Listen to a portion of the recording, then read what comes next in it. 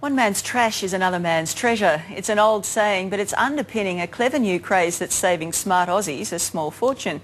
If you've got something lying around that you hardly use, why not rent it to someone who doesn't want to shell out for a bought one?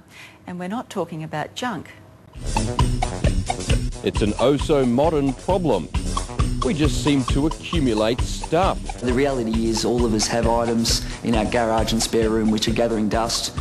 And like any modern problem, sooner or later someone was going to invent a modern solution. In this case, Steve Sammartino and his website, rentoid.com. It's a place where people can rent things to and from each other using the internet. Who rents a fridge for $10 a month? I do. Ursula Dwyer certainly likes the system. You know, it's better than me going and buying a new one. Just using one that's sitting in a garage. I think it's a great idea. But then getting a perfectly good fridge for $10 a month delivered, you'd say she's getting the better end of the deal. It hardly seems worth the effort. I gave him a bottle of wine when he delivered it. Why? I thought he deserved a bit more. Let's face it, if you rent out a ladder and make $20 or $50, that might fill the car up with petrol for the week. It's just a way of making some money off what you've got. So those lazy wheelbarrows, microwaves, skis, chairs and bric-a-brac gathering cobwebs in your garage could just as easily be earning you cash, and you don't have to give them up completely. There are apparently plenty of willing customers, like Jai Larkin. He rented a video camera from an owner he found on rentoid.com and used it to turn this into this. His band's first film clip. $50 for a week. That's a good deal. Yeah, it's very good, yeah. It was good quality camera. We've had all sorts of things listed. We rent out a lot of jumping castles, things like donut fryers and hot dog cookers.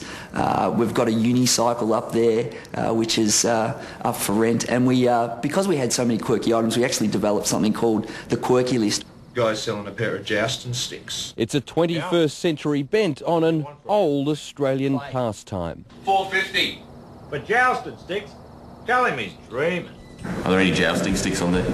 Well, no jousting sticks, but that's about the only thing you won't find. Private jet for a day, $14,000. 24 hours on your own private island, $3,000. Finding someone else who loves your R2-D2 DVD projector as much as you do, priceless. There's a bit more scope for maybe things that you might not normally be able to rent. What the website does, it allows the average person, average suburban person to have access to other people who want to rent their items, and they can make some money out of idle assets. My life is for rent, and I don't learn to buy.